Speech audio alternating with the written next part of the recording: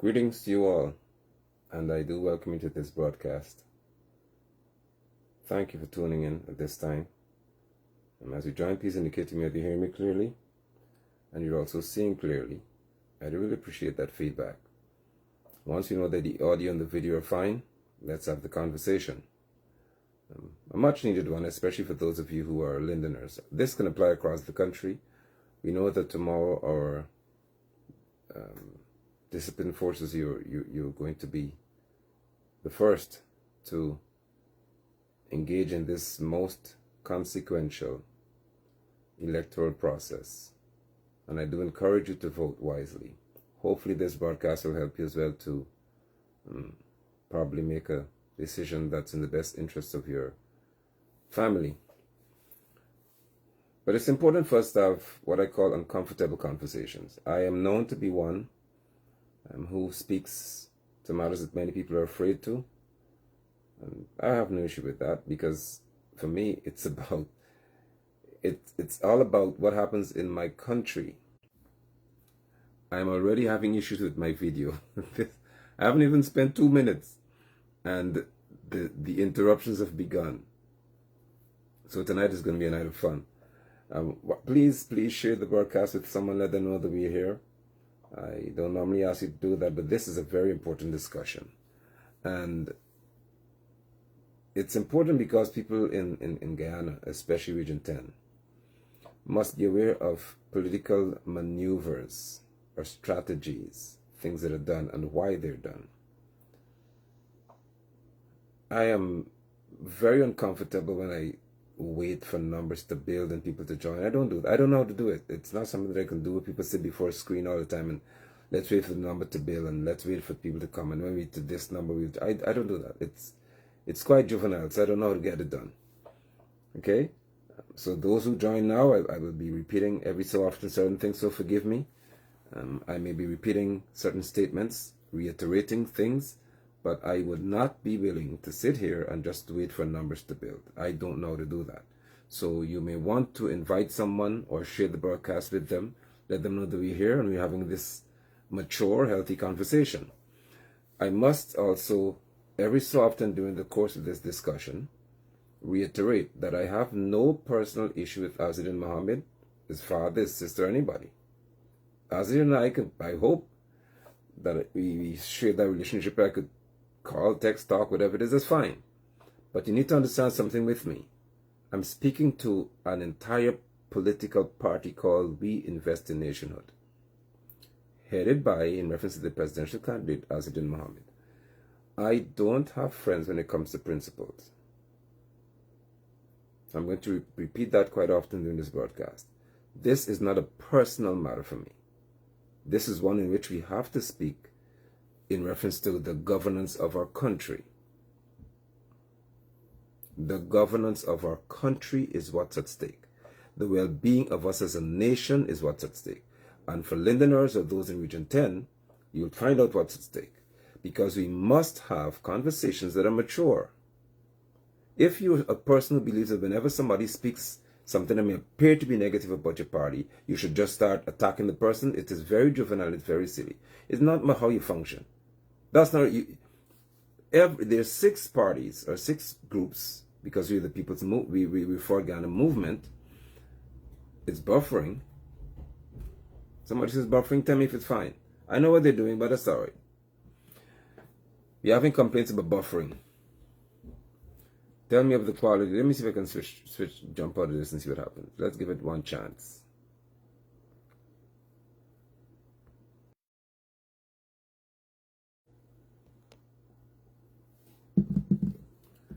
Tell me if it's good. Are we good? It's okay now? No, I came into the studio expecting this to happen, so that's fine. Is it okay?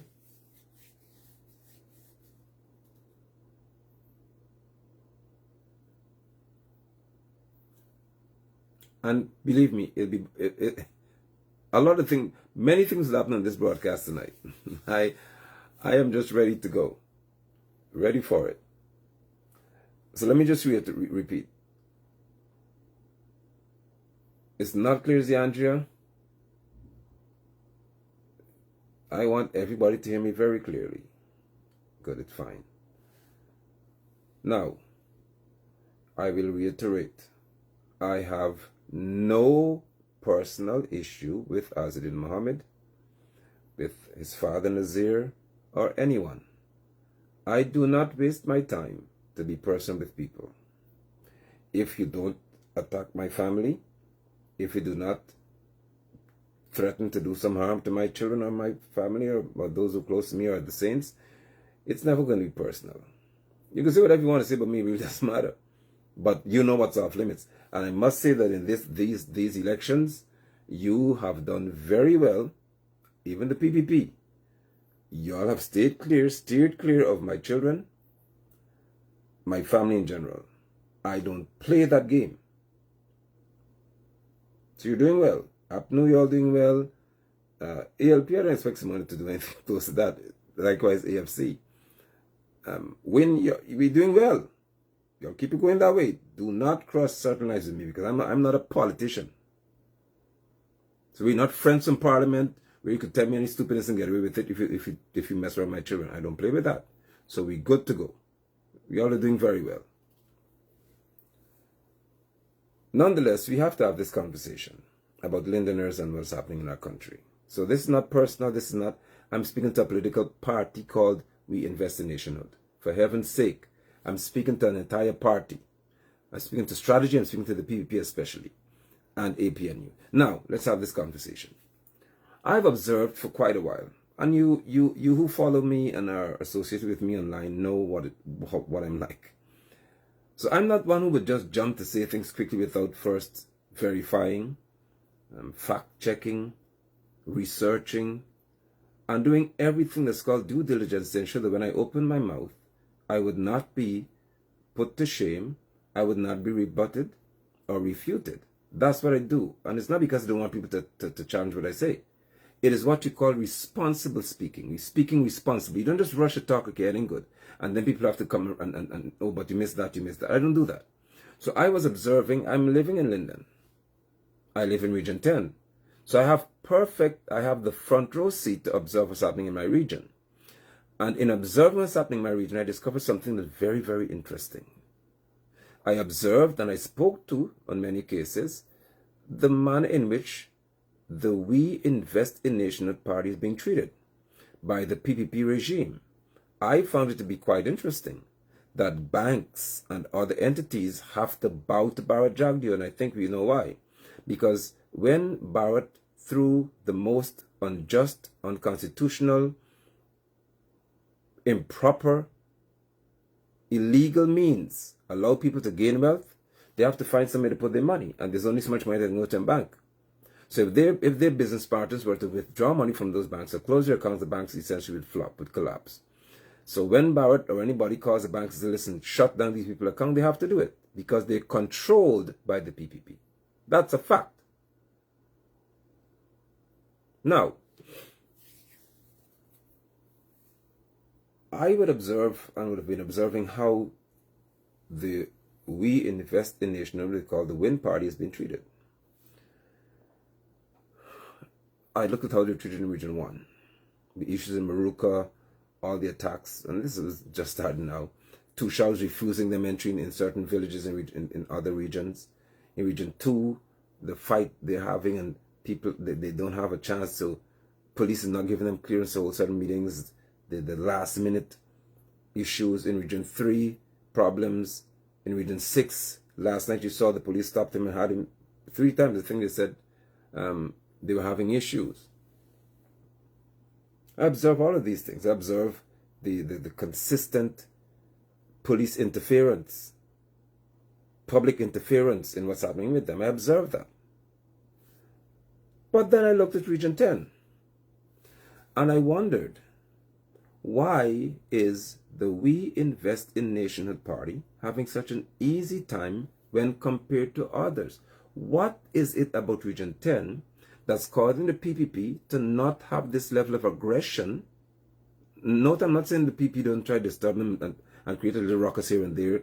Which are the PPP lackeys. The puppies from the PPP would go and have to try to just bark for massa. I'm not talking to y'all.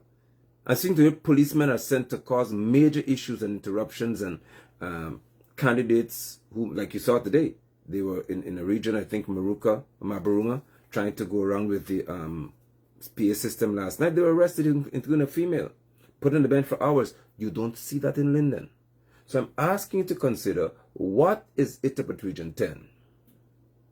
What is this about Region 10 that is causing the PPP to allow WIN to have such easy access? That's the uncomfortable conversation we're going to have. Are you prepared to have it? That's what I should ask you. Are you prepared to have this conversation? Because I'm a Lindener. I live here.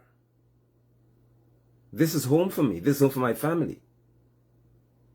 Whatever therefore happens in this region directly impacts my life.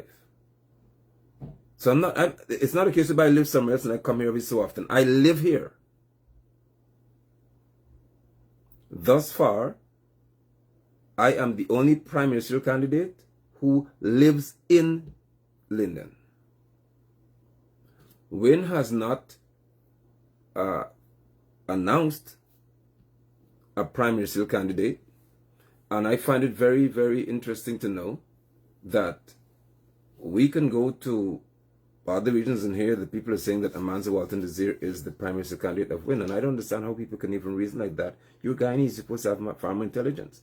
How can there be a presidential candidate of Forward Ghana Movement? It's known. And then somebody tells you all that she's a prime minister candidate of WIN. I don't understand how you can even reason like that. It shows that you're quite disconnected from political affairs, and that's not a good thing, especially for our youth. You should know better. Hence, I'm here. Because Lindeners, you know that I will certainly, most definitely,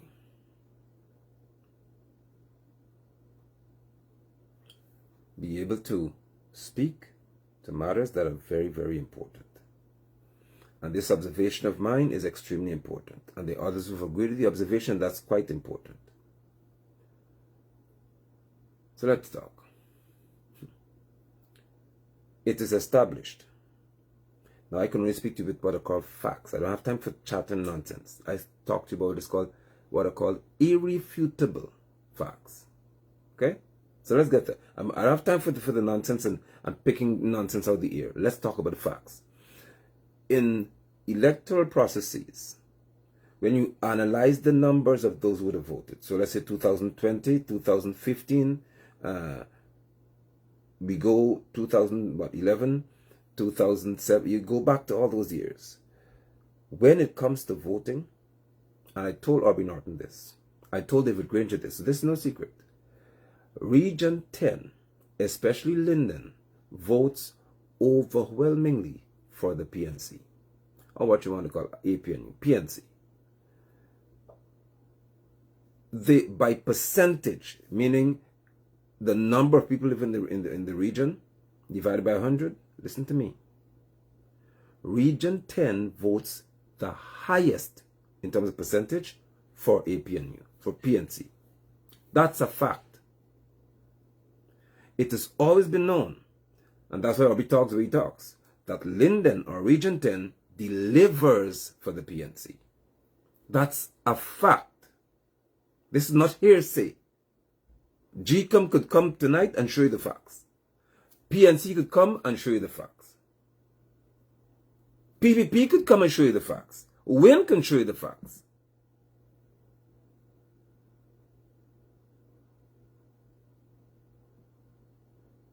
Okay? So the truth is that in region number 10, the PNC would have always had the greatest support per person in reference to percentage-wise. They vote overwhelmingly. Even more than Region 4. In any other part of this country, Linden is known for voting 98%, 99% of the voters vote for PNC. The PPP knows this figure. When they tried in local government elections, say they're going to win, they were battered. They were bruised, beaten, because we wear the red shirts, walk all over the place, get contracts, and then say, get out of here. It was embarrassing for Edgell. Now, what is even worse is that Barrett has decided that he would not even choose a Lindener, hear me, to put on the top-up list. That's how bad it is. Barrett in this year decided he wouldn't even waste his time to find somebody from Linden. Sancho, y'all, none of y'all qualified to go on the national top-up list. Not even one of you is, as a matter of fact, a geographic candidate. It was that bad. Can you imagine that of all the years, the PPP did not even waste time to put somebody who lives in Linden on that list? Why? Why would they not want to have a Lindener? Put Shanghai, Sancho, Hali, all is wrong with Edgell, put her. Gaspar, what happened to Gaspar, as Ramachan said, gold bitey? But why would you not find Figgy? Why you couldn't find Figgy? Why Figgy had to wait? Of course, Figgy was told by Lindeners will kick you out. Lindeners will kick you out in a heartbeat. So don't waste your time. Skinny, why you couldn't find these people? Murray, why you couldn't find the prophet, as he called himself? What is wrong with Lindeners that you couldn't find at least one of them to put on your list? I'll tell you what, nothing is wrong with them. In reference to your eyes, because they're just like you. You're no different. You're all the same. But the issue is that there's a group called We Invest in Nationhood who you want to win in Linden. The PPP want, not APNU, they want We Invest in Nationhood to win in Region 10.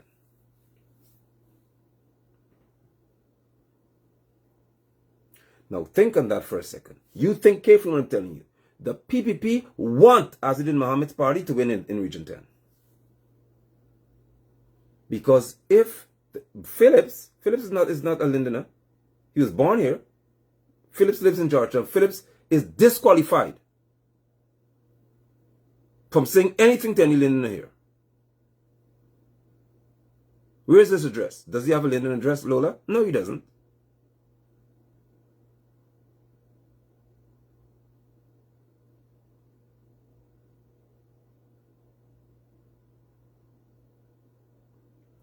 The PPP want We Invest in Nationhood to win in Region 10. Now y'all think on that for a minute. Think on what I'm telling you. That is what they desire. Because that desire, if it is materialized, we'll have the other conversation in a second. And again, I promise you I will repeat certain things for the sake of those who are normally incapable of comprehending the first time they hear something. This is not a personal attack on Azzedine. It's not an attack on Win. It's a factual statement that you have to deal with.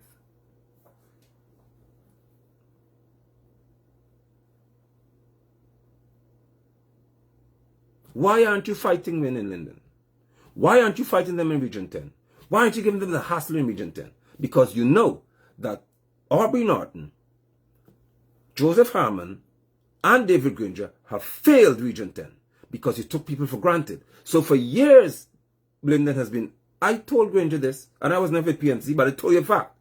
I said, how could you pass through a town that voted you in Granger overwhelmingly, more than any other part of this country, and you would pass through here in terms of development, go to Madhya, go to Bartika, go to Lethem, build concrete roads, and you had the GRA road like a crater lake. I told you that. I told you that, Granger, that the worst thing that you can do, and I believe you're PPP. I just tell you that from now. I believe it on my heart, how you behave. Because I said to you, Granger, the worst thing that can happen to you is for people in Linden to say, or the PPP to say, or Lindeners to say, if PPP comes and builds just one road, if they fix the GRA road, remember it used to be? I told you, if Lindeners have to say, at least the PPP fix this road, you're finished. And what happened to you? That's exactly what people said. Imagine Lindeners turned around and said that at least they fixed GRA road. And that was enough to say PNC is no good. I told you that. How can you pass through a community that votes overwhelmingly for you and go to Lethem where they vote you out? Go to Bartika where they voted you out. What is wrong with your head? Madia, we weren't good enough for you, Lyndon.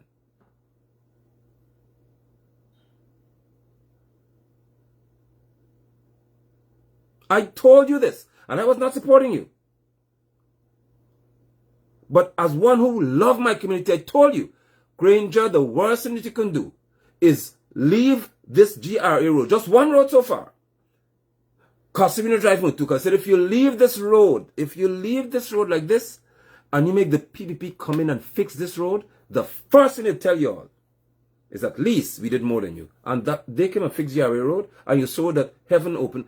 Edgel came and cut the ribbon. I never saw that. Edgel, boy, you were a real colossal failure. You, when it comes to being an idiot, you have taken the cake. Edgel has come to this town and cut the ribbon to open a road that's been existing for 50, 60 years. Edgel, you have no sense. These men make you look as if you're so stupid, it's palpable. How would you, as somebody who has all this common sense, not feel stupid to know that you came to cut the ribbon to a road that's been here for 60 years? But they wanted a fanfare. And the road, by the way, has major issues underground, because I told you that as well. This road has serious issues when it comes to draining, because there are about 10 connections that drain here.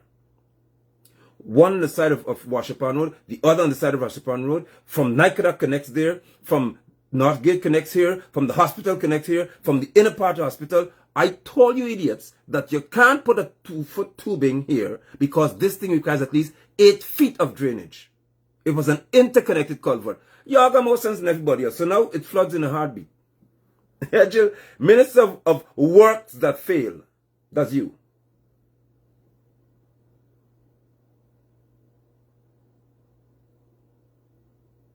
But Granger created that monster.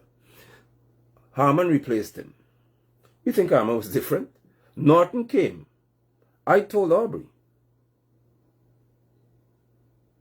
you need to, please, Aubrey, come to Lyndon. Come on this live and tell people the truth. Tell them the truth. How many times I call you? Or you call me and I told you, come to Lyndon. I would go and your representatives in this region, I told them, from the mayor, the councillors, the RDC chairman, councillors, all of y'all, I tell, for heaven's sake, come out on the road. I'm going out here. I'm going to start it. I'll start the trouble if you want in terms of protesting, whatever it is, because I have a problem with what's going on around me. But I call you and tell you, defend your people. You're being paid to do this. Imagine me, not a PNC member, want nothing to do anyone European or PPP. But I was telling y'all, come out. It's looking bad. Come out and defend your people, because I know what's going to happen to you. There was no political ambition.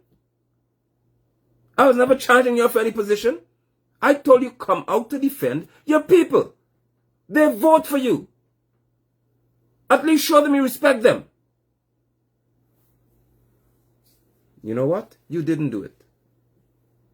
When they came and took Sports Club, who was standing there? When I went and stood there alone, and then others came and stood with me, where were y'all?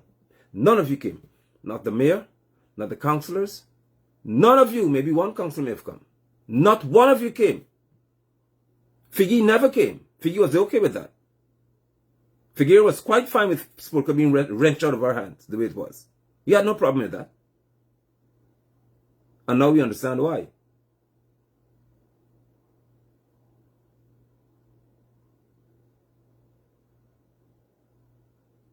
When the nurses were abused by Rudy, when so many things were happening, when the schools were in a deplorable state, teacher fell at Mackenzie High School and broke her arm, where were you, Aubrey? Where were your representatives? When I showed you the state of Regma Primary School, Mackenzie Primary School, swamps in a schoolyard, you refused to come, your representatives.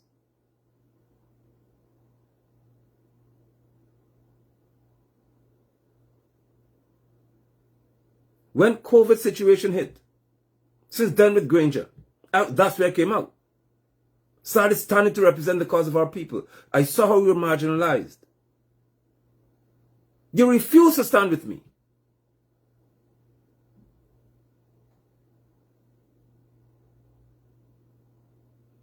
There was no Forward Ghana movement. There was no the People's Movement. There was a person who stood to represent his people and asking you all, come out and defend them. You didn't do it. So what happened in Region 10 is that Aubrey Norton's failure and Granger's neglect of his own people created an economic vacuum. A vacuum is something with nothing inside. That's the simplest way to put it. There's no matter inside, no material in it. So you created an economic or financial vacuum. So Londoners were so oppressed by the PPP, forgotten or abandoned by the PNC, because all y'all did, like your leader, was write a statement, show us minutes of some meeting where you told Dwight John what to do. That's all you could do. You could show us as reps. You told Dwight John. Gasper, we went there almost over 100 people in the chambers to represent Sharma and others and tell Gasper, get out of here. We showed you all that we don't want Gasper. The vendors of the market came. We don't want this fella. He's a menace. Sharma is yet to move one act to get this man out. When the PPP said that they were waiting for the council to get Gasper out, because he's hurting them. Nothing. Because Gasper serves a purpose, whereby, like Gasper and Dwight John, the regional executive officer, you could complain all the time. They're not doing this, they're not doing this, so you have a constant complaint to lodge. And some of you have the mind to tell me that you have to deliberately allow them to fail. So you're prepared to have Linden suffer? Huh? You're prepared to just watch your community suffer so you can make PNC look good? Is that how you develop a community? We just talk about make the PPP agent fail. Your people are suffering, and then you turn around and say, well, vote for us because you're not helping us. How does that make sense to you all? So when the culverts are collapsing in Linden, Gasper doesn't do anything, Dwight John doesn't do anything, our vehicles are destroyed and damaged, and then PNC writes letters to say, well, we told the executive to do this. He isn't doing anything. I told you to lock Dwight John out. Is that simple to me? He can't go in any office. If you're unprepared to do the business of Linden, I would lock you out of the office. Is that simple to me? By protesting. Protest, let police come and shoot us then. Because if you pay to function here, Damlal send Dwight John to Linden. And if Damlal send him here, just as Damlal gone, he should have gone too. But instead, you're the majority in the council and complaining. Dwight John isn't doing this. Dwight John isn't doing that. Dwight John is taking the marshal money and do something else. Dwight John is giving money, didn't give us money for emancipation. Dwight John, what happened? When would you have been prepared to act? You can show us everything that Dwight John failed to do, but you can't show us what you did about it. APN, you had in the cards a brand new facility, a brand new regional council office, RDC office. The PPP in your face to get away with it. We don't want it. Strike it out of the budget. And you couldn't even protest. Granger couldn't, Harmer couldn't do it. Norton definitely wasn't going to do it. So Londoners observed that there was a vacuum where people were not standing in their political space to represent them. I was standing there, and your supporters many of them were mad at me because I'm telling you all, Aubrey's not defending you. And instead of observing what's happening, you were mad. Somebody said to tear down APNU. My job is not to build APNU up. I'm not an APNU member. So don't back up that. Listen to me. Aubrey might as well call and tell you this is one person you don't want to mess around with that. Don't come on my page talking anything about building APNU up. Don't do it. If you want to have a graceful 10 days left for this election period, don't even think about attacking me and talk about APNU. Don't do it. Because you'll certainly not appreciate the results that you'll get come that day. Don't do it.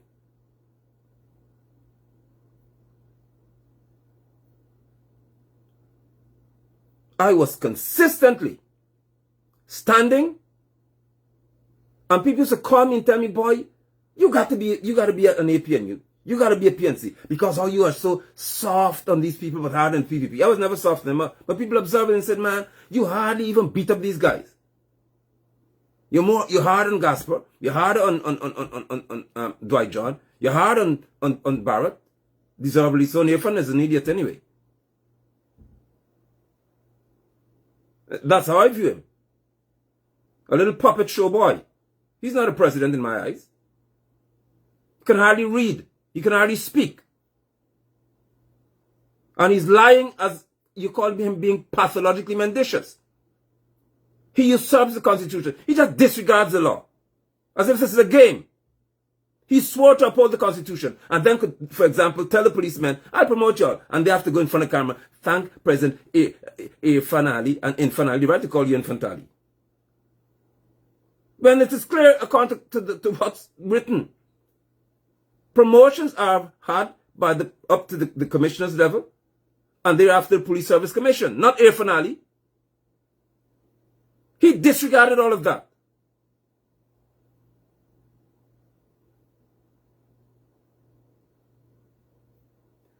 I have never had an iota, a modicum, a speck of respect for Fanali. He cannot represent me. He cannot represent me at any forum whatsoever. He's a disgrace to the presidency. We've never had a president who, before entering any election period, faced 19 fraud charges. Not one, not two, to say man is a setup. 19! Where the court ruled that there was enough evidence for him to stand trial. That's a disgrace. And you want me to respect somebody like that? Who the court, not somebody ordinary in the road, the court ruled that there was sufficient evidence for Irfan to face trial to answer to the tune of how did $174 million Ghana dollars fraudulently disappear because of transactions and stuff like that.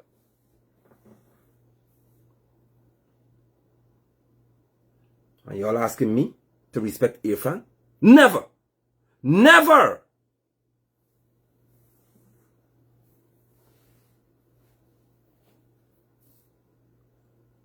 When you could be called president and you tell people that you are introducing free education, you are a liar. Who doesn't know what Burnham's constitution was? And it's still written in it. Education is guaranteed to be free from nursery to tertiary. That's written in law. That's in our article of law. And it was Asghar Ali who broke the law. Cherry Jagan is the first one who did that. With Asghar being his finance minister. Introduced fees at UG.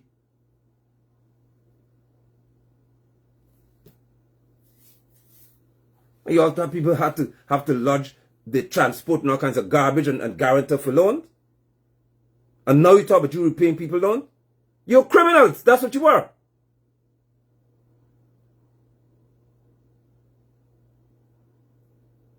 And Irfan has the mind to tell Ghanaians he is introducing free education. So what did Burnham have? What did Barrett have to study? When Burnham sent Barrett to Russia, what did he pay to do?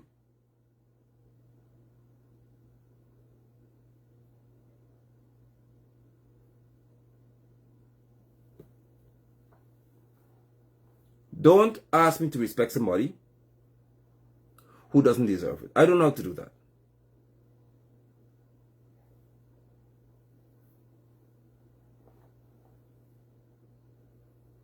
When our people are slaughtered on the road, your friend has to take a week before he decides to make a comment. But once you're black, I'm talking to you all real raw because joint officers are going to vote tomorrow. Let me talk to you straight. Irfan doesn't, he has to be forced to talk. Let me help you. Or in Bacchus, or in Boston, in Dartmouth, he had to be forced to talk and to act. Quindon Bacchus, you have to force him to talk. When the protests were being had about Quindon Bacchus' situation, the police raised a gun and shot the little child in his eye. A 10-year-old schoolboy shot up on the road with pellets. They were walking and shooting, indiscriminating boxing. Irfan wasn't talking. He didn't even go there to see anybody. And you want me to respect Irfan Ali? Huh? But when the police killed the Indian boy and girl by the Mahika Bridge, he was quick to act. And then you see he wasn't racist? When the villagers went and protested and there was issued in Manipur market, I don't support anybody destroying people's stuff, but I'm telling you what happened. If in Russia there the same day, he couldn't go for 2 weeks to see Queen Mbaka's family, but the same day he ran to Manipur. That's why you have $2 million pillory. I need to make pillory an egg ball like that. Please give me the formula to make pillory an egg ball that fits in a 2x2 case to the tune of $2 million. Teach me to make that pillory. That must have gold and diamond inside.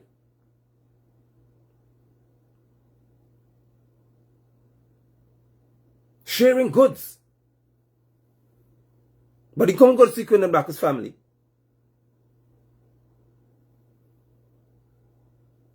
So don't ask me to respect him, because I would never do it.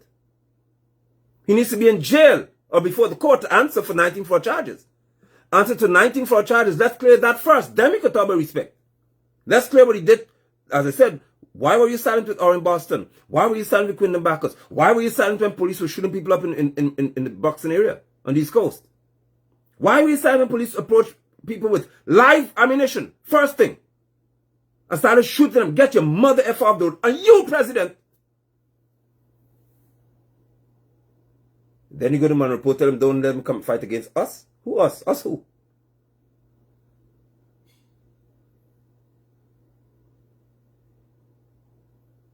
You were leading this country, paid to be president. When y'all told people in after Granger, paid sugarcane workers severance.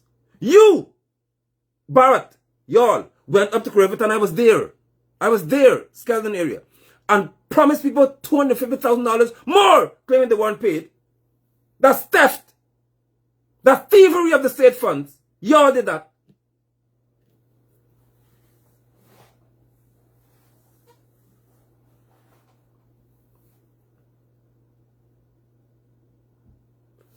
While Linden suffered. Lindeners have to beg for everything. Sports club gone because you went to when Charles Ramson stood and said it at the last championship we won when they was into school national championship.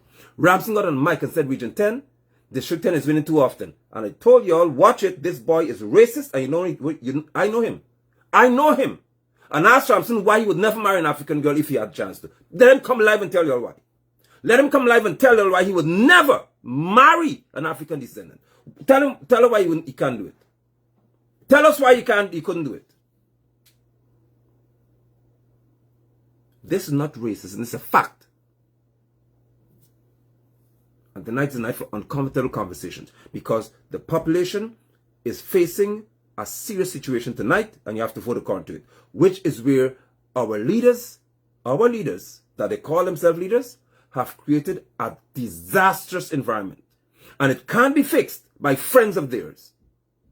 It can't be fixed by associates of theirs. And it can never be fixed by somebody who we were once buddies, but now y'all we fall out. So I gone over here. You don't fix countries like that.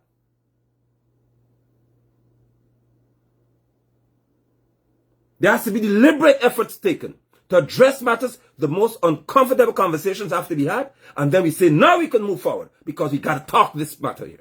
We have to talk this thing through.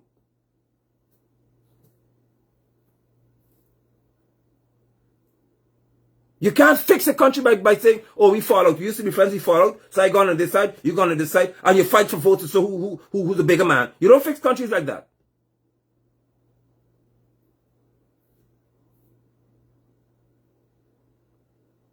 Because the people have nothing to do with your friendship. And they're caught in the middle of a war.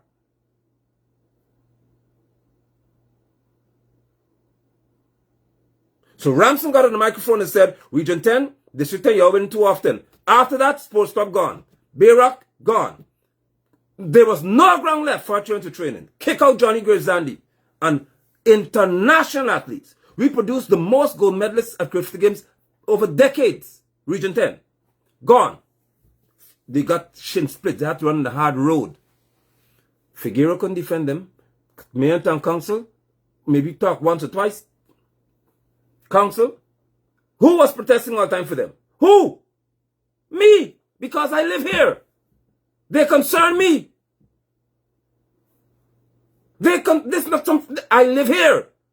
There's no parliamentarian talk. I live here. I spoke to them because I live here. I love my children. I love our children. And I fight for them until I die.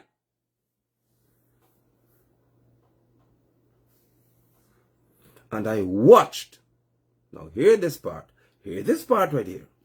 When Quindon Marcus was shot, Azadin and Irfan were brothers. Irfan said that Shell is his uncle. Come here, let me calm down here and listen to this part very carefully, Londoners. Don't get mad. Listen to me carefully. When Quindon Marcus was shot, Irfan and Azadin, Irfan is called Shell Mohammed Nazir, his uncle. They were cool. Azadin didn't condemn the police for shooting Quindon Marcus or in Boston. I didn't hear him do it. So forgive me if I didn't hear you. I'm getting somewhere. Don't rush yet. Don't get mad yet. Just listen to me carefully. When Oren Boston was chased and he was riddled, shot 5 times in his back, while school children were scattering around the place. I have the video as evidence. Priya never condemned it. Azadin never condemned that either.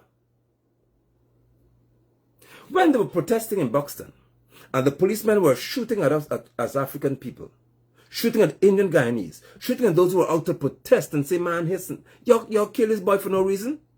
And then they heard that the guy was free, who shot him. There was no condemnation on a personal level, because there was no win then. But there was a person who could have condemned the PPP for what they were doing. No condemnation. When the Monipo situation occurred, and people were walking down the road to fight, there was no condemnation of the fact that Ali showed biases towards one set of people and not the other set.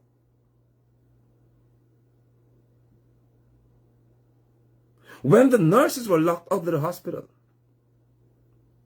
there was no condemnation either. So you cannot tell me that the presidential candidate of WIN was ignorant of what was happening in Linden. You can't tell me that. Because he and Ali were brothers. Ali said they're brothers. So how could you and your brother see this happening to us?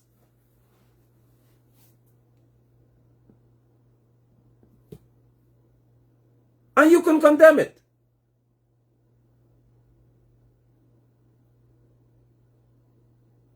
No, we're going to fight. As I said to you before, this is not a personal attack. This is where, if you're going to lead my country, potentially, Amansa Walton Nazir could be a president. Asli Mohammed could be president. Nigel Hughes could be president. Aubrey Norton could be president. Bara Jagdeo, not Irfan, could be president. Not Irfan Ali. Simona Bruns could be president. There's 6 people who could be president. Let me tell you something. When it comes to leading my country, I'm telling you again, Amansa Walton Nazir, who is the presidential candidate of Forward Ghana Movement, I am the prime minister candidate for Ghana Movement. When it comes to leading my country, I don't have friends. And she holds me to a high account. Don't think Amansa plays when it comes to how we function. That's why I can love her as a sister. Because I believe family must hold you accountable. That's how I see Guyanese as family. We hold each other accountable. That's how I know your family. When your family could tell each other straight to the face, hey, you're wrong. That's family. If we are a family of Guyanese, we could tell each other where you're wrong. There's no friendship. Amansa Walton Nazir, Nigel Hughes, Aubrey Norton, Azadin Mohammed, Simona Brooms. One more. Who else? Who did I miss?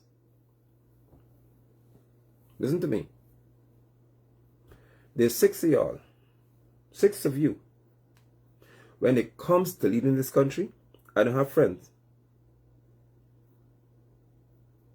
Because the president holds the highest executive office in this nation.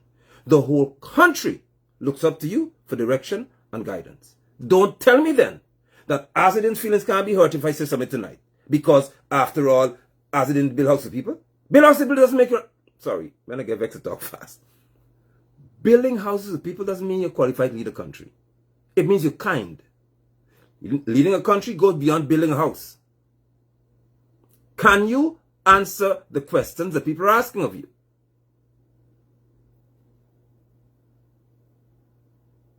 So I'm saying to you now, when Azadin and Irfan were brothers, There was no condemnation for the murder of Warren Boston. Nothing was said.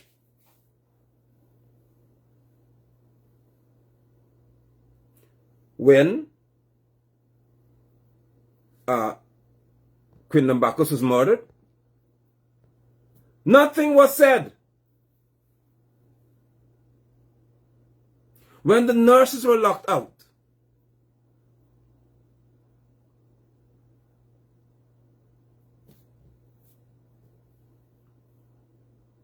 so I'm wondering now, as a Londoner, when they shut down the Charles Wilson School of Nursing and sent home 27 people one time, the whole staff knocked them off. So how do you have a mind to love your country, but you cannot speak against injustice against your people? You see, I begin to ask these questions here now. Maybe you're busy doing other things. I'm just asking the question. A man who loves his nation is never silent with his injustice. Somebody please type that. A man who loves his nation is never silent with his injustice. That's an acid test. Aubrey doesn't like Guyana. And I can tell you why. I can tell you why anybody doesn't like this country. A man who loves his nation is never silent against injustice. That's a fact.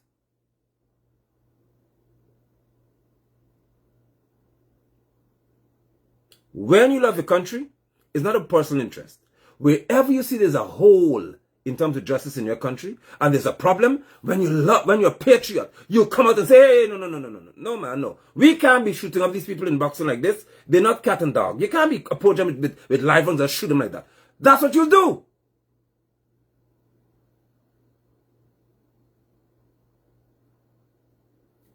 Aubrey was writing statements. Harman was writing press statements, releasing a statement. Aubrey holding press conferences and strategizing.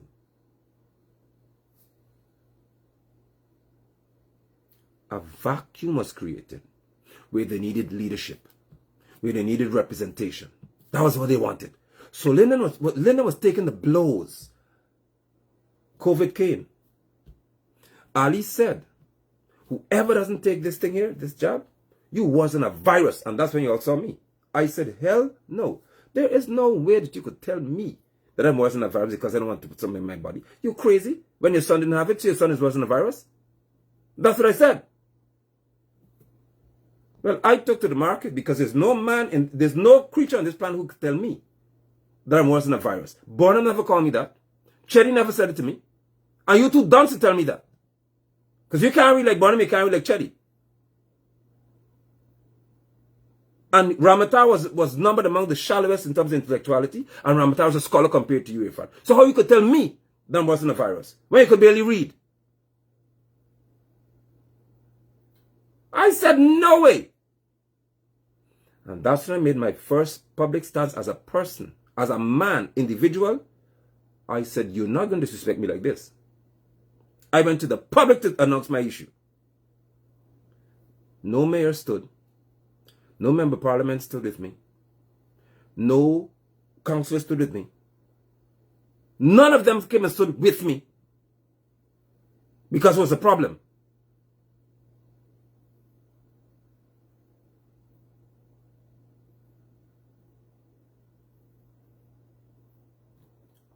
Before that, there were 5 months of madness from March, the election fiasco, insanity.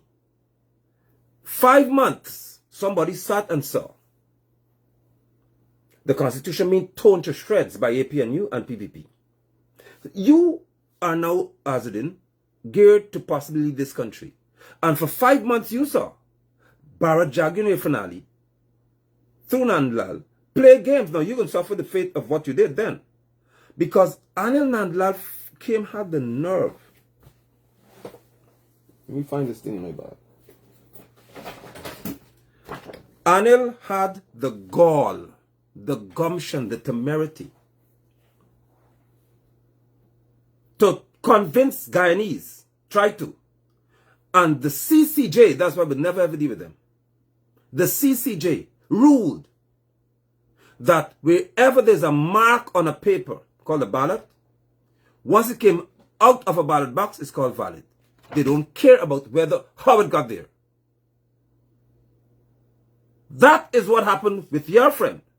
And your friend became president under that situation. You said you protected him and you offered him armored vehicles or bulletproof vehicles, and you carried him up the East Coast because you're scared and all of that. So during that time, Azudin, you were protecting people who told us that once there's an X on a paper, that's it. It doesn't matter if there's no identification to match it, if there are no statutory documents. You're presidential candidate. And this same situation applies to you. Where it doesn't matter what the PPP puts in a ballot box. Once it's in the box, it's called a valid vote. When the law of this country states, the law, not some friend, the law states that they are returning officers, they're for 10 districts. These officers are mandated by law to ensure that in the ballot boxes are what you call statutory or mandatory documents to verify and validate every single ballot in this box. That's the law. That's some friend talk. That's the law. And when you were Irfan's friend, y'all agreed that just an X makes you qualified. That's it.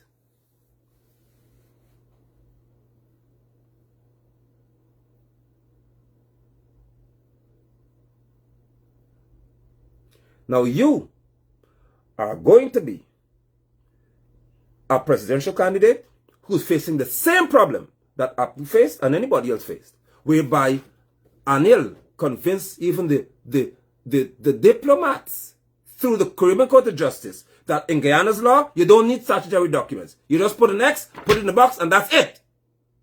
There's nothing called an invalid vote. Imagine the president of the CCJ, Caribbean Court of Justice, had the gall to tell Guyanese that there is nothing called an invalid vote in reference to Guyanese election. Every vote in a ballot box is valid. So whether John voted 50 times, it doesn't matter. Once the ballot has got the 6-digit code, once the ballot is in the ballot box, we don't care if there's no envelope to accompany to say John swore to an affidavit that he's John, or somebody swore that this was John. We don't care. If John is a proxy voter, we don't care what it is. As long as it is in the box, it is valid. You were friends with them then, and you did not object to it. Because you had your Cambly license, you had your racing company license, you had all your business license into court, everything you had. And it was not a problem. This is not a personal attack against you. I tell you again, if my brother, he's in the grave now, but if my own brother were your position, tell him the same thing. And you all know me. And he'd tell you that, if he could talk from the grave. If my father were to leave Guyana tonight, I'd tell him the same thing. If my child were on the other side with you, I'll tell you the same thing. Because this is about leading a country. This is about friendship here.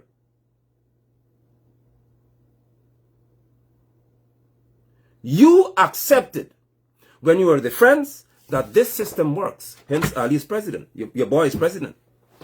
Jagdio, your boy father, is pseudo-president. De facto president. Cool. We good to go. Then, I was crying, shouting, before the television, saying to y'all, before the screens, how is this right? I was the first one, the first man, check the record.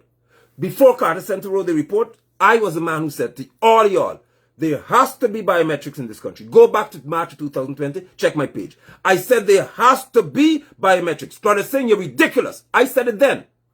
How could we be a nation of just 700,000+ people and you cannot have, for 400,000 voters, you can't have biometrics? Why can't you do it? I said it since then. 5 years have passed. And you didn't ask for it. And I need to tell us why.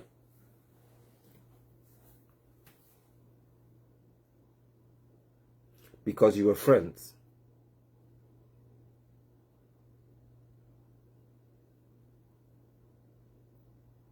Now, when you're friends, You have no cause. You have no reason to condemn behaviors.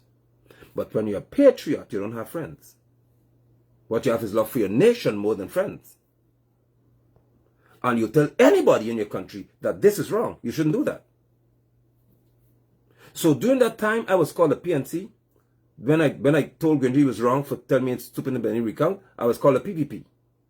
Then when I told Anil that, Anil, you were a waste, you should be jailed for telling people that you could just put this in a box and it's called valid.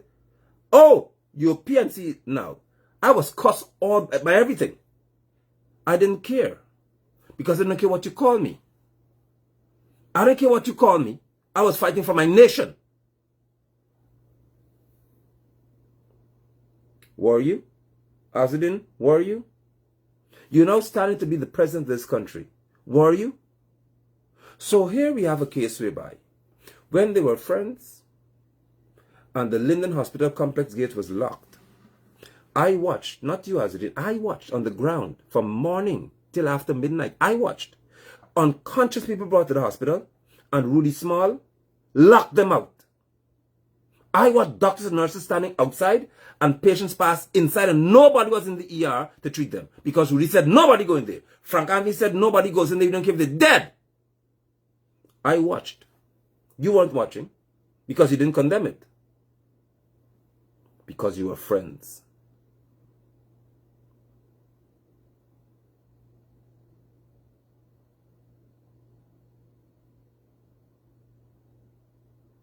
I watched people suffer in my community, where the people came around with a cash grant for COVID-19. I watched them walk to people who were renting a house and say, you don't own this house, so you can't get any money. I have never dreamt that Ali could be so stupid, where people who pay the rent to the landlord, who would more than likely need the money, were told, no, the landlord gets this money, not you. And then they had the likes of Skinny and them, Shanghai and them, who were you could direct. Oh, he's one of us. No, he can't get nothing. He's not one of us. No, don't give him. He caused the party. No, don't get a one. No. That was the attitude, as if you're begging them for something. And I watched when the people suffer. You didn't condemn that behavior. I watched in quarantine where they went. Oh, my God. It was being shared out before anybody else. Region 6, you get it. Whoa, even with the oil money cash grant. Oh, yeah. Hundreds of $1,000s. I know it because I go around these places and they talk. Boss, why we get money today? We get money today. Money sharing. I got liver curry. Gone. Money. I know I'm telling you. But I may gotta go. Why? Money a share. Gone. And Lindeners got nothing. So a vacuum was created. I reiterate, there's nothing personal with other than me. And if you get mad at me, you're not ready to leave this country. If you get mad because you talk like this, you're not prepared to leave Guyana. Just know that. Because the world will be against you. You need to stand up and be a man and address them. There's no friendship here.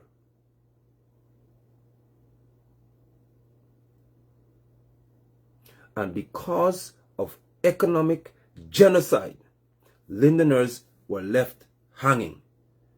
I am not a billionaire, so I couldn't give them any house. What I stood for is the love of my people. When they began to see handouts being shared around the place now, they didn't hit Linden yet, handout. They started, hey, Azad's a good man, boy. The man's a good man. Why? Because we are receiving things from him. And I said this to you on a live broadcast before, almost a year ago, that if ever people value you based on what you give to them, if ever people have value for you based on what you give to them, once you stop giving it, do they value you? But if a man can value based on what you say to him, he will always respect you because you've spoken to his life. You've spoken to his existence. You have improved his way of living without giving him things. A beggar appreciates a dollar. A man with vision for his life never appreciates money. He appreciates knowledge. He values what you tell him to make him better. I told you that. But because there was a vacuum, there was a need, Lindeners clung to you, many of them, because they needed help. They were being shut out economically. And so they needed to get help. They got to eat the food. And this man share money, so this man we buy. And remember, they are known for being shot at by police. So anybody who became an enemy of the PPP became their friend. So when the PPP began to attack you, they said, hey, this guy here is we buy, because now they're attacking me buy. They're attacking the boss. So they began to fight for you because you're an enemy of the PPP. Not because you're a representative of theirs. You share mutual enemies in their eyes. And Aubrey Norton still did not come forward to represent his people. Still didn't do it. I stood here, represented them when the police went and shot young men in Linden. Didn't kill him. I went and did a live broadcast and showed the world, look what they did to us in Linden.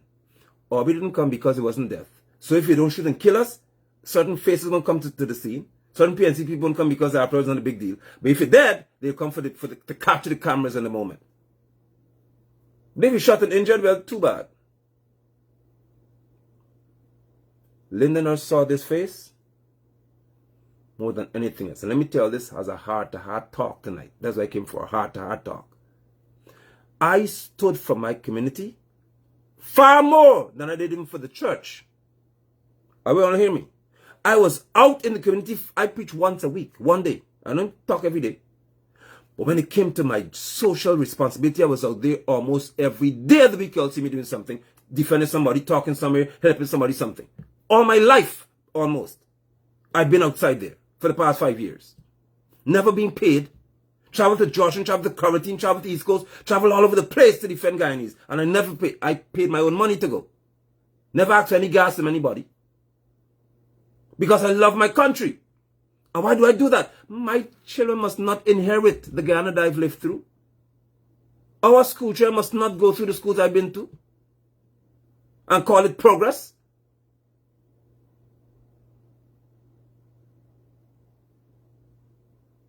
I fought for Guyana because I love you all. I love my country. Do you know how many days I sat? My daughter could tell you. And my child will ask me, Daddy, what are you doing here?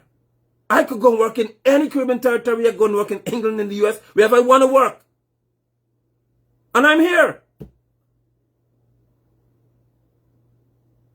There are times I would sit and say, boy, for 4 years, let me tell you all this, for 4 years, almost 5 years, I didn't have a passport.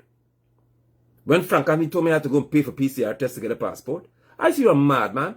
I must pay $25,000 to one of your friends of the PPP to get something stuck in my nose that was not made for COVID-19 tests in the first place. Just to please you, so I could pay $4,000 to get a passport. Hell no, I didn't go anywhere. I didn't go anywhere. I didn't do it. For 4 years, I had no passport because I didn't care about it. I was so mad even when they opened the country and said, I ain't going anywhere still. I'm not going because they passed me. That's how serious I was about Guyana. But every so often my child would say, Daddy, what are you doing here? What? Why don't we just leave? They could go live anywhere. And I said, no, I can't leave Guyana. No, I cannot leave this country. No, I can't leave this country. No. Even when I get mad, sometimes I'm done with you all. No, I can't leave this country. I can't. That's how dear Guyana is to me. And that's why I get mad, because I fight for good governance. Not for PNC or PPP, or I fight for good governance.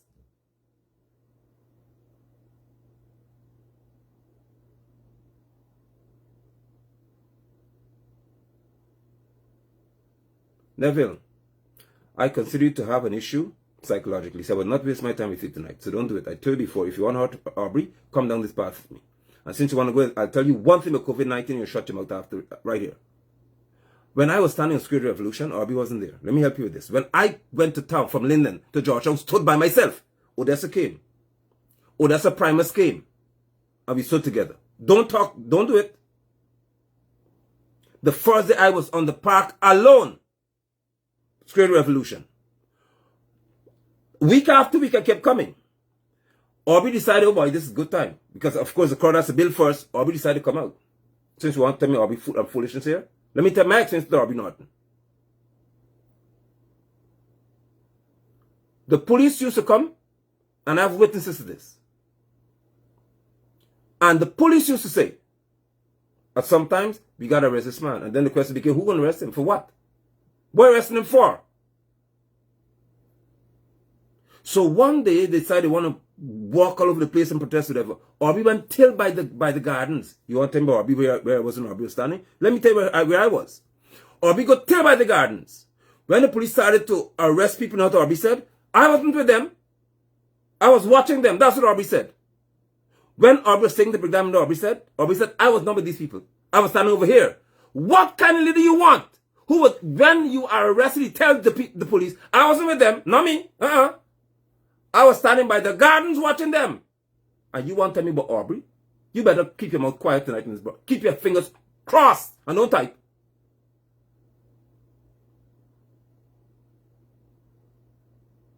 When I tell the police that jail them for cat and dog, so arrest me. Aubrey, I know them. I don't know them. I wasn't with them.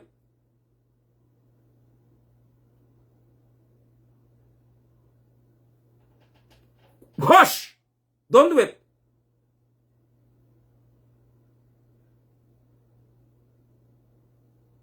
His defense was that he was not with his own people.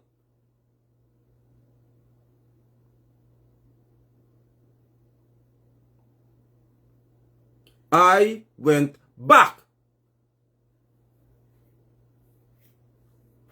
Me. Where was I when police would be trailing me all over the road? Where was he? When police was sent to me in Sports Club to say, come on, I said, you can't move from here. You cannot move from Sports Club because I'm a financial member here. And you will uphold the law, nothing else but the law. Don't come tell me to move from here.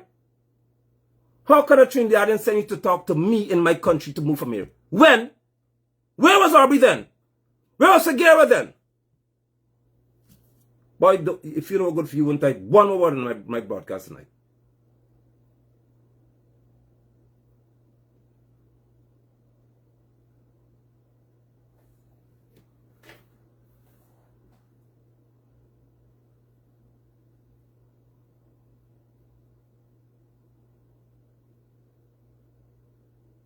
I was never, ever afraid of being arrested. Never.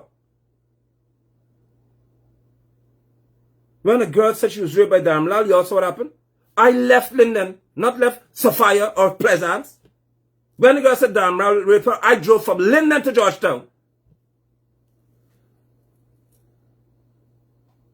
Where was Aubrey when Brad Jack just said his bodyguard to me? Huh?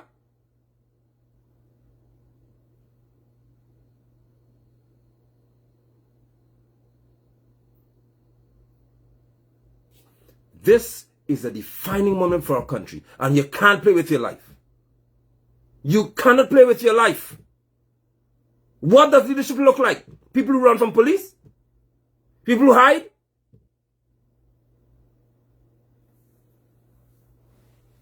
What does leadership look like?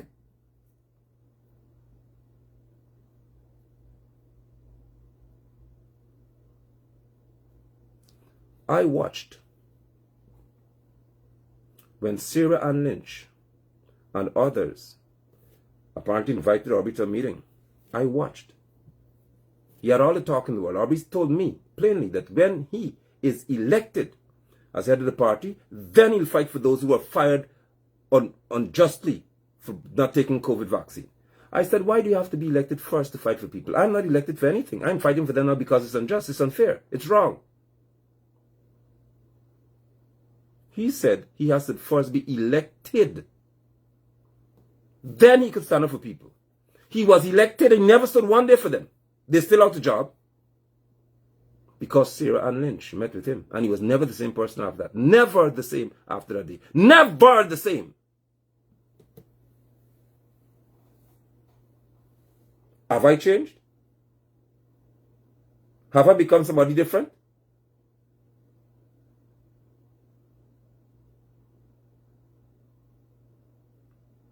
How can a man be my broadcast? Michael Bailey, how could you be a man and ask me to speak in a better tone? Don't do it tonight, man. Don't. I need to teach men, and I'm happy I'm in this position. As the Prime Ministerial candidate for the movement, I'm asking men to be men again.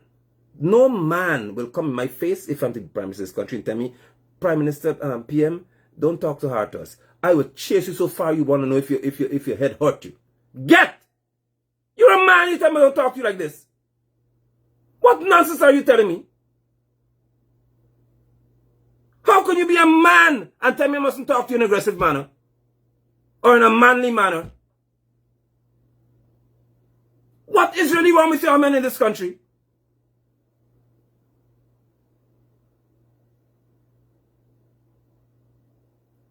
You are women on my broadcast saying, yes, tell the truth. You're a man, tell me I shouldn't talk like this. Are you okay? Are you normal?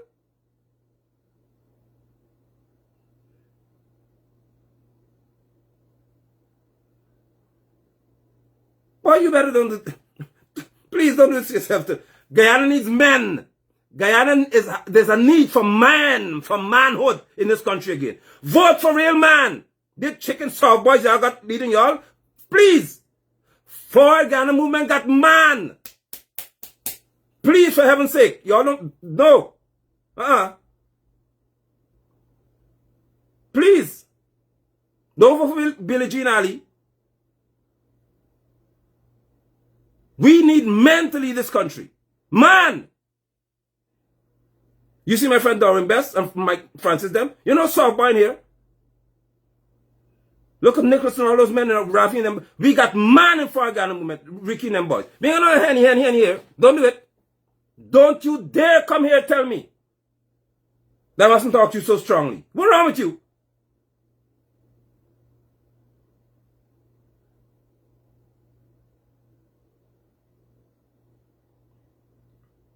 So you must be one of those who ropes and men tell to shoot and scoot. You must be a shoot and scoot man then. Shoot and hide, boy. Shoot and hide, boy. Shoot and run and hide. That's a PP kind of man. Not over here. We got men here.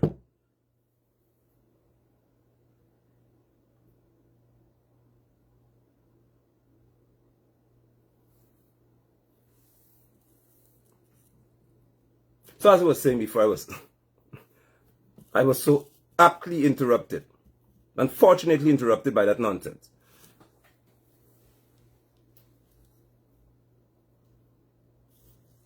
Azudin, you were friends with the PPP when you agreed with them apparently that an excellent paper meant that that's it.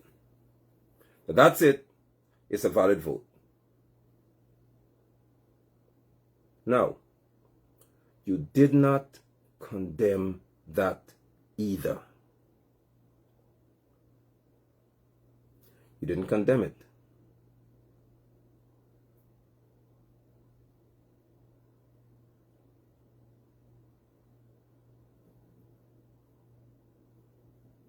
What happened is that there was a falling out. There's a splitting of some sort. And because of this splitting, Lyndon, where we didn't have leaders who were voted and selected to stand, Lyndon lost courage and strength in many cases. And the PPP began to reign in this community. Let me tell you all this tonight. I saw Edgel meeting with businessmen, as he said. Edgel, the Region 10 rep for the PPP apparently. And at the table, the head table in Lyndon, where businessmen were supposed to be meeting with the community or talking, was someone from Region 3 named Chetram. Now, Chetram, you man, I know you're watching me, you're man me either, but let's talk facts. Imagine that in Region 10, we've been so economically depressed that the face of money in this region is Chetram from Puerto Rico. Y'all think about that for a second in Region 10. That the PPP who love y'all so much, AP and you who love you that more than anything else, they can now present to you from the PPP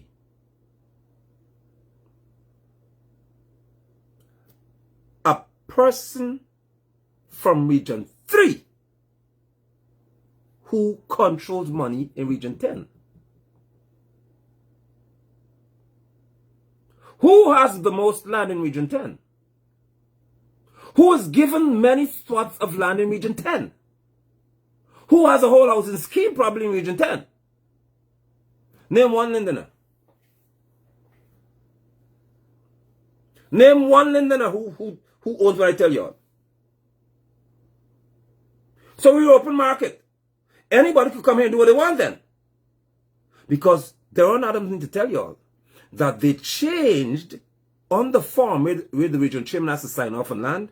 They changed on the form where you have to put the region you're from and your address. So he has to sign off on land and he don't even know where people are from. Just by name, he has a hint as to where they're from.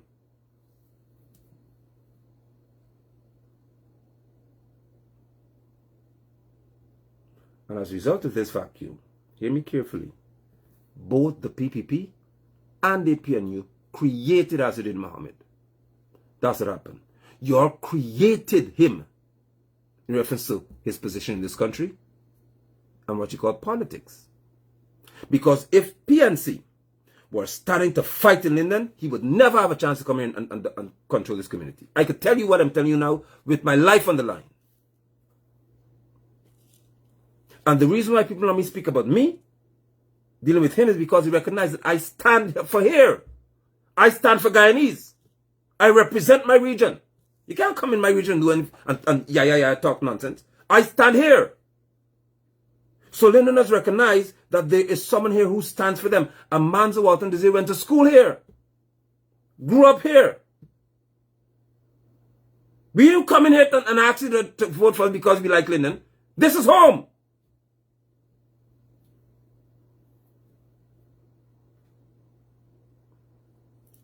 So if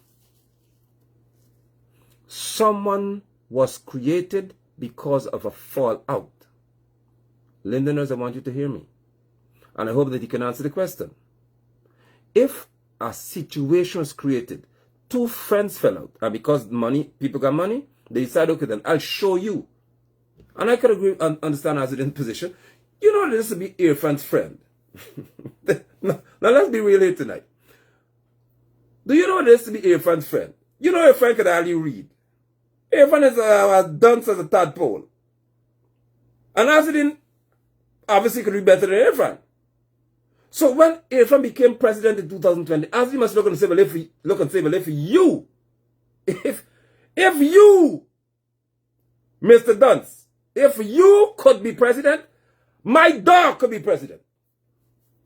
Maybe from then the seed was planted in Azzuddin's mind and say, well, boy, if this fella, if Irfan, if you, who when we traveling, and you see a word, if you could hardly read, and you could be called citizen number one, I could definitely run this country better than you. That may be in the seed planted in his boy's mind. May he recognize it if Irfan can do this, the cockroach could do it better.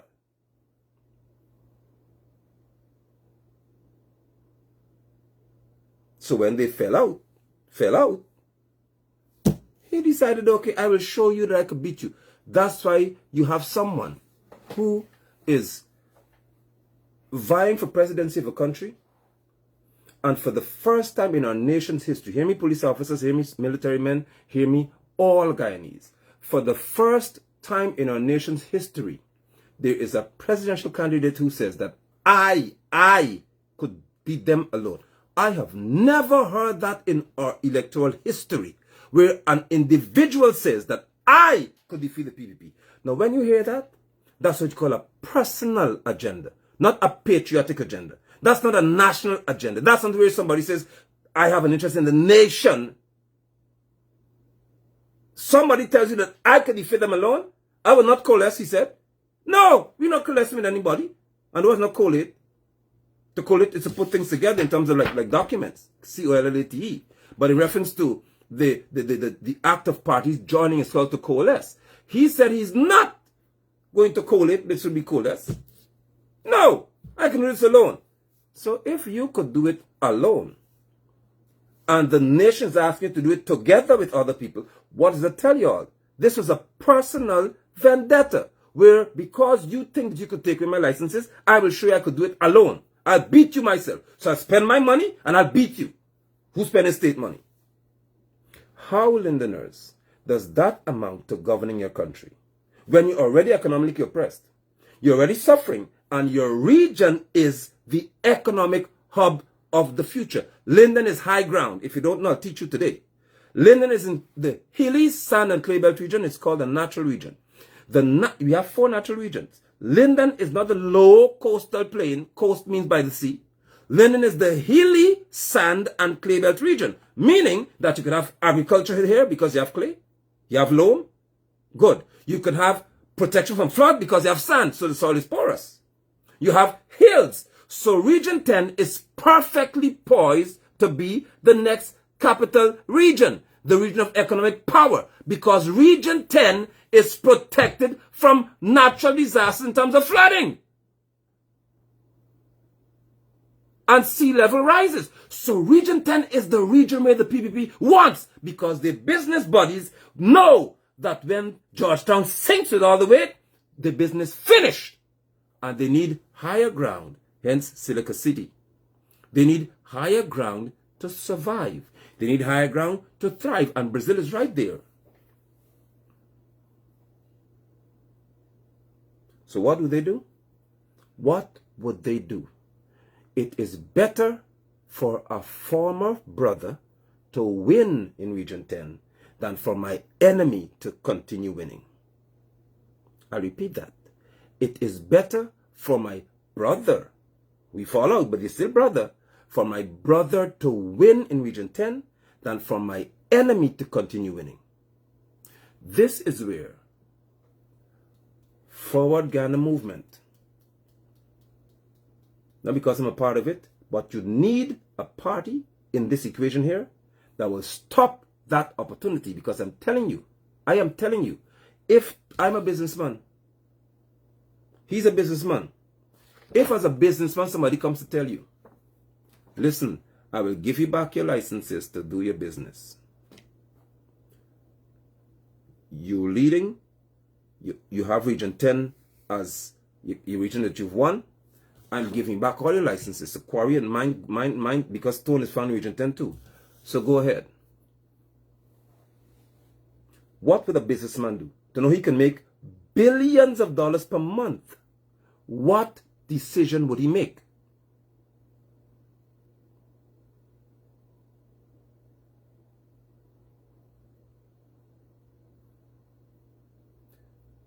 I am daring y'all to ask every political party, PPP, PNC, WIN, ALP, whatever it is, ask all political parties, if they ever heard me asking them for $1 or accepting any money from them at any time for any favors. You ask them. You ask them if they could buy a Manza when they ever paid her any money, or when they give Best any money. You ask them when they give Francis some money to keep his mouth shut. You let them come with the evidence tonight, tomorrow, whenever you all see this broadcast, to show where one of us took money from them. I have no business arrangement with these people. So nobody could come and buy Linden out. Nobody could come and buy my region out. Now, with that said, with all of the economic development that lies out of Region 10, you don't need a friend of the PPP who fall out with them. You need somebody who could stand to represent your community, who could tell them, no. You're not going to come and have no housing scheme here, and you're not from Linden. We will build houses here for Lindeners, not your personal investment. There be no housing community here built by one man, where you make billions of dollars on the back of our Lindeners. No! Housing shall be built through the work of the people, because we will feed, clothe, and house ourselves, like Burnham said.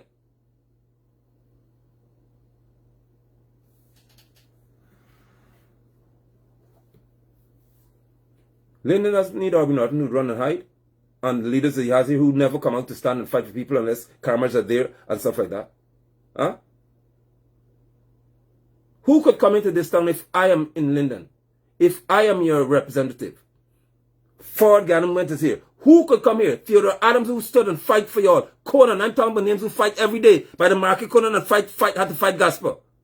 Fight for people to not put garbage by the market. You show me where Durham fought for that.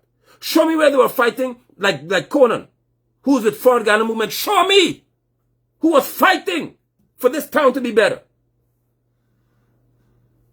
And then suddenly, because two friends fall out, you forget those? You wouldn't do that.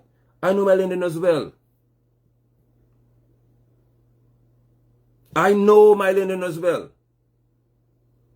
And I know you understand what I'm telling you all tonight. I know my Guyanese brothers and sisters well. If two friends, more so brothers, fall out, they could always make a back. Then what happens? Ali is not my brother. Bharat is not my brother. They're not my friends. They're enemies of the state. So don't make up with me and them. They'll have to answer for the lives of Guyanese people who suffered under their hands. And for our money. There's no make up here.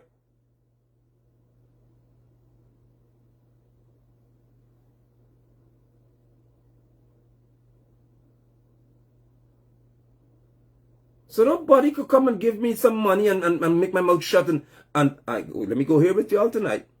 There's a reason why. There's a reason why many PNC people can't talk against Azuddin Mohammed. And I think you just heard the reason why. There's a reason why they cannot get any platform and talk against Win. I dare you all to try it. Because all Azuddin has to do is what he does best. Pull out his phone and show how you talking against me when you come and ask me for money for football. And you come and beg for money for this. And you beg me for money for that. And you been asking me for money for this. And I give you money for something else. Azuddin cannot tell you he ever give me a 25-cent piece in his lifetime. Do you all hear the difference? The PNC members cannot talk because the records of them asking him for help. Not here.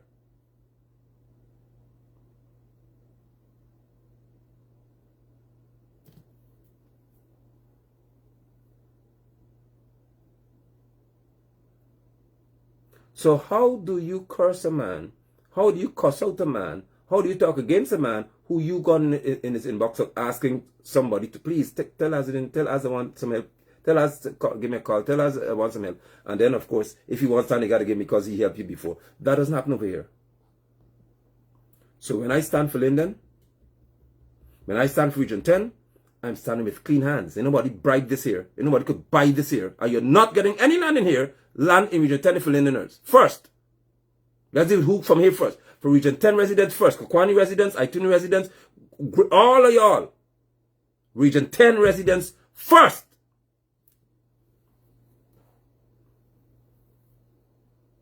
You're not coming here and say you're going to get no massive acreage to build a private housing development and no lending or benefits from it. No. We will defend what's ours.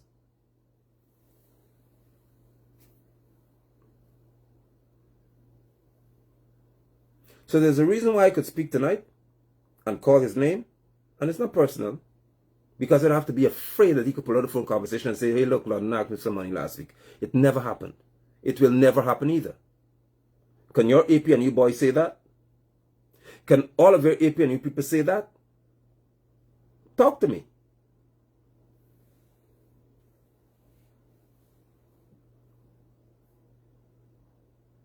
They cannot show a conversation between them and Amanza, where Amanza collects some money, or Darwin or Francis or anybody collected money from them for anything.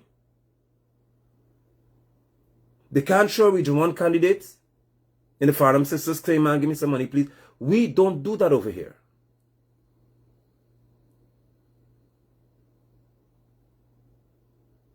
So who is best qualified to lead this country and to lead your region in Region 10? Those who cannot talk loudly, because they asked for some help from somebody who's a friend of the PPP, while he was a friend of the PPP? Or those who are never paid anything or granted any favors? Who do you think is more qualified to lead you in this region? Who's safer to lead?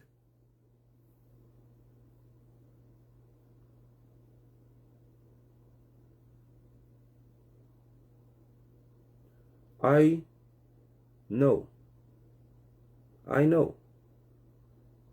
that my fellow Londoners and those in Region 10, you'll have understanding. I know you wise people. I know you can reason. Young men, you can reason. This is not a handout movement here called For Ghana movement. This is a hand up movement where we are able to help you through laws of the state to help you to be better, to help you to live better, to help you to have jobs, to help you to understand that if you want to have a company, it's not by favor, it's by right as a Guyanese. It's not by if you ask some friend to help you out. It's about Guyanese having the right to enjoy Guyana. That's what we're about. There's no favor granting here. It's your right to enjoy life in this country. It's your right to have roads built. As a young man, you have contracts. You must understand how to build a road, not build it and break up the next day. So it'll be mentorship program for y'all, where you will understand, you will learn how to do it right. We're not going down this pathway by you have some handout mentality where you could give me, not here. Get mad all you want. I'm not doing it. I'll be not doing it. You're going to respect the fact that you young men and young women with morals and decency. You're no beggar. You're Guyanese. You're children of Guyana soil. You're not beggars. You will not be sold to the highest bidder.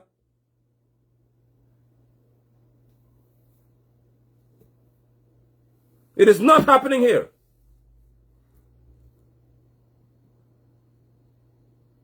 When you leave University of Ghana, there must be a way and a program in place for young engineers to own companies, not have to go work for the state right away. We'll have the machinery bought by our money, the state money. And when the road contract comes, you have the knowledge. So we'll give you the machinery. You'll work to build the road with the government machinery. That's what you call building people. Building lives, not handouts. So you will not be disqualified from a road contract because you don't have the roller. No, the state has it, so you'll use it. We'll deduct for fuel and service because you have to service the vehicle. You will understand as a young Guyanese man in Linden that you are going to be able to live your life and enjoy life without having to owe anybody your life and favors. It is your money. Young men in Victory Valley, young men in Canvas City, young men in Wisma, young men in Mills Ward, you all hear me tonight. You must have leaders in your country who respect you enough to teach you how to live and how to not need us. That's called respect.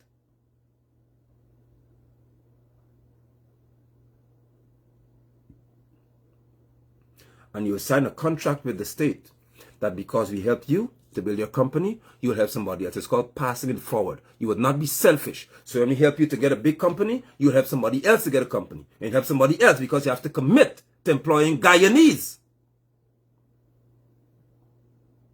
And pay them well.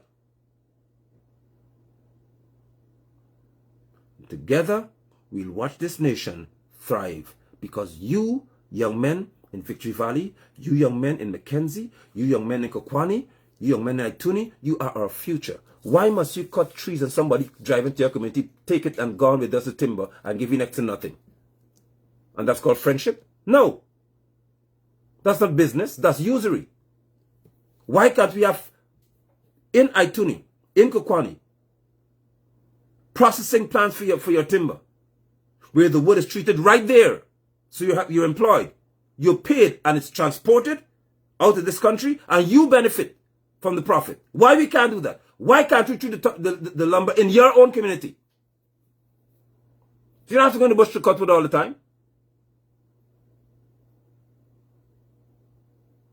We will have development in your communities where you gain chalk and stuff like that to produce whitewash and different materials come from your communities. Why we have so many chemists in university and they cannot? Huh? They're not allowed.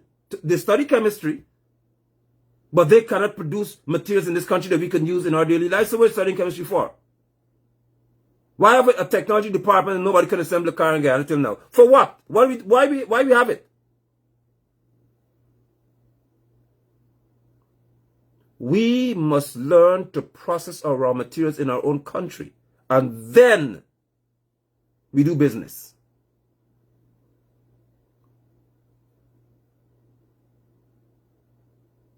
Bart on his fool show every Thursday talk like he has as if he has no sense.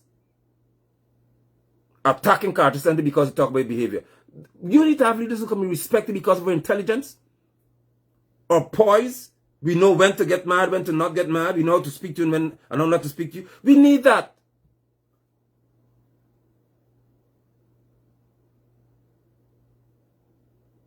Neville Singh, thank you. Burnham is my inspiration. I don't have no shame in that. I don't like Granger said, I'm not Burnham. Burnham inspired me. Because he's the best leader the Caribbean has ever produced. None can match him. Without all, look what he did for Guyana.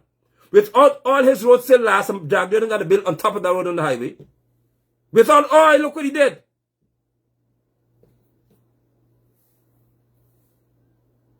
I'm not ashamed of learning from Samson Burnham. He's inspired me. My grandfather was a staff sergeant in the army on the Burnham. So when y'all vote tomorrow, vote for people who stood up for y'all. They never were hungry. They never were starving in Burnham days.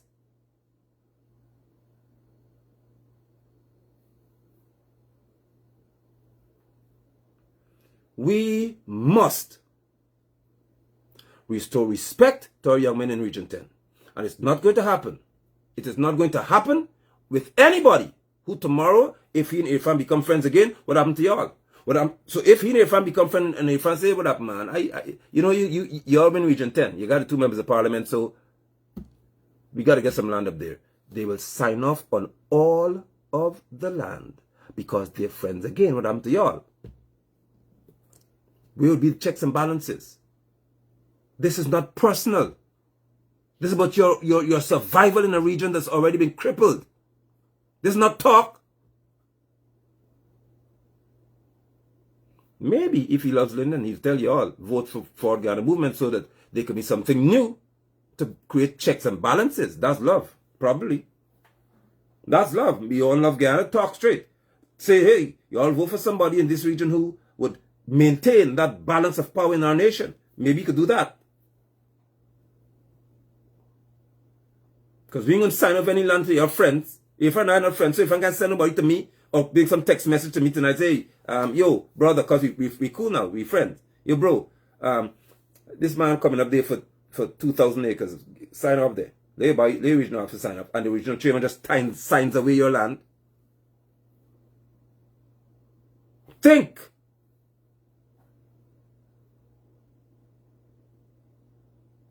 Listen to me as I close.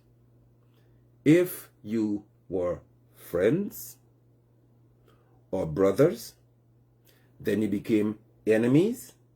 Look at the process. You can always become brothers again.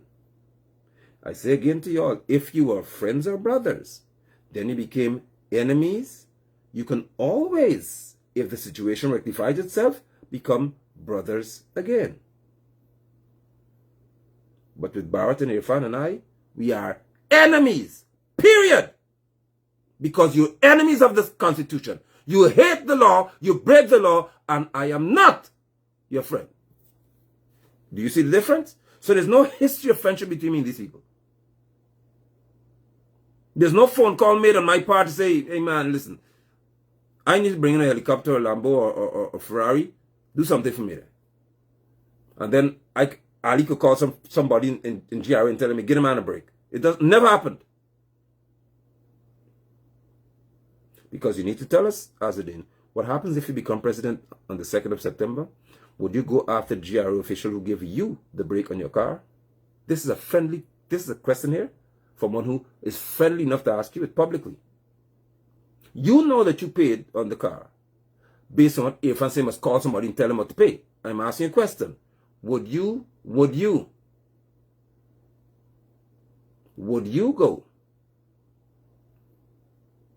back to GRA and start jailing people for those actions? Let's have the questions answered tonight. It's not personal. This is where you have to understand when people love their country, they ask you the hard questions. Because if you can run this country, and you're responsible for my granddaughter, my grandbaby I call Little Umps, you better run it right.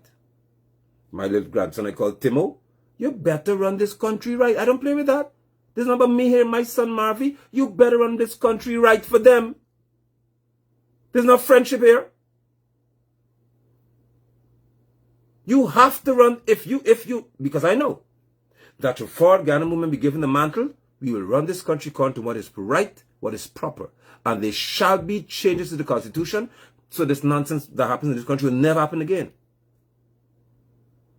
There must be a change, a reformation of our Constitution.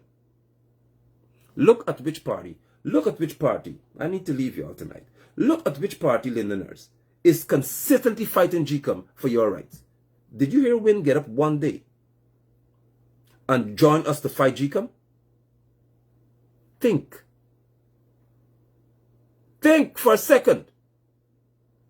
Who is consistently fighting GCOM and fighting for your rights? Huh? When GCOM did unjustly to us and moved us back in the line, nomination day, did you see when Azzy didn't come out to speak on our behalf? No, they never came to the press conference. When we complained that Claudia couldn't answer basic questions about the joint and so on, and Neil Guinness couldn't answer, you know what Win said? It was good, it was perfect. And everybody said, how could it be perfect when these people couldn't answer a simple question? Think, why are they not condemning GCOM for having dead people on the list? Why is it not coming officially from them? Why are they not writing GCOM about this behavior? Why? You have a country to run.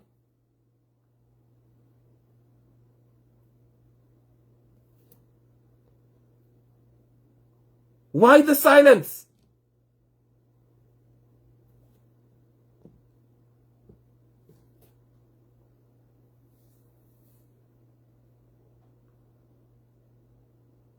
We were the ones always reaching out, saying to people, let's work together. They from another party, let's do this together. Let's make this statement together. Let's hold this press conference together. We are the ones always reaching out somewhere. Let's do this together, because from now we believe, that Ghana must not have no majority government. We don't mind the minorities needed. Keep us in check. There's no I will win you by myself here. Keep us in check. Keep us humble and grounded.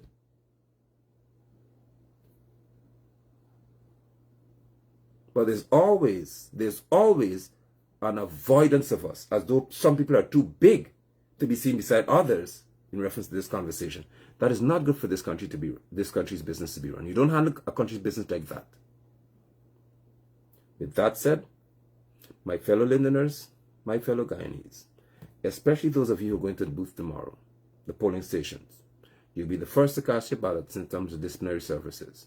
Be disciplined enough to not vote for glamour or fame, to not vote for a sick, insolent, wannabe dictator who would tell y'all that you have to vote for them.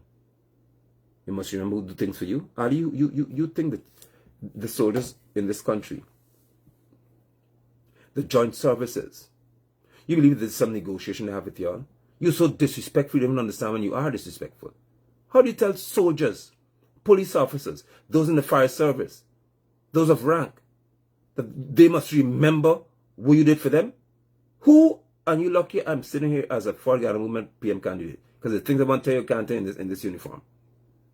Who you think you are? How do you have the nerve to tell a military officer, a police officer, fireman, prison officer, that they must remember who do things for them? You feel this is critic and Mohammed by the court? You are speaking to those who are in the disciplined services of our country, men and women in uniform, and you want to have the gall to tell them that they must remember what you did for them. What did you do for them?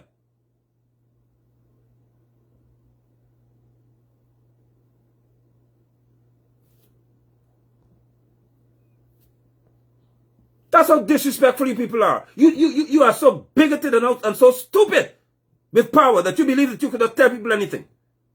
So you're looking down on our military men and tell, hey, remember what we do for y'all, yeah? Remember that we used to feed you. Who? Oh, Ali boy, you had better thank the heavens. You better thank all the gods. You know, this right here, this here, I'm representing Forward Ghana Movement as a PM candidate. You better thank all God. You know that I can't talk to you and talk to you tonight. But I can talk to you halfway there. Who you think you are? That you could tell military men in this country, I say again, that they must remember who did something for them. Huh?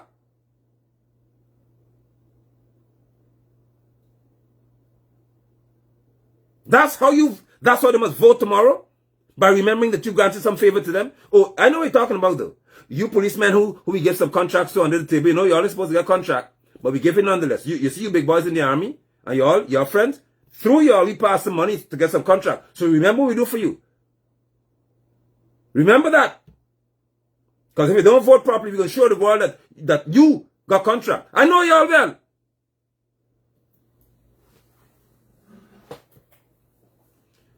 Forward Ghana Movement is going to restore decency to the police force. And I take note of those of y'all in the other political groups who from the time we say something, y'all jump and repeat it. It's so good to know that a party y'all consider to be inconsiderate, irrelevant, is so inspiring.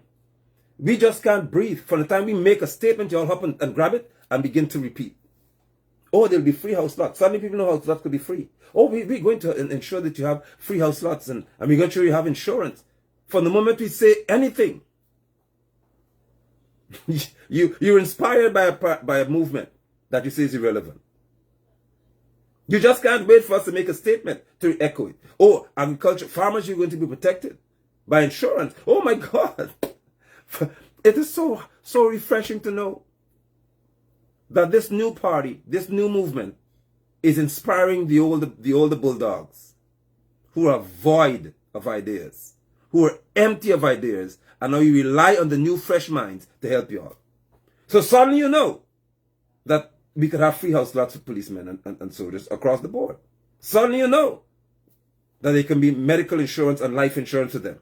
You also know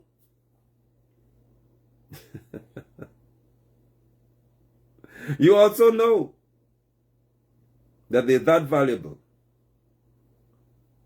for us to offer them multiple great, for you to offer them significant benefits and worthy incentives because they came from Forward Guyana Movement. We're inspired, we're humbled, and we're happy to know that we can inspire older parties, to at least try to sell or rebrand our new ideas.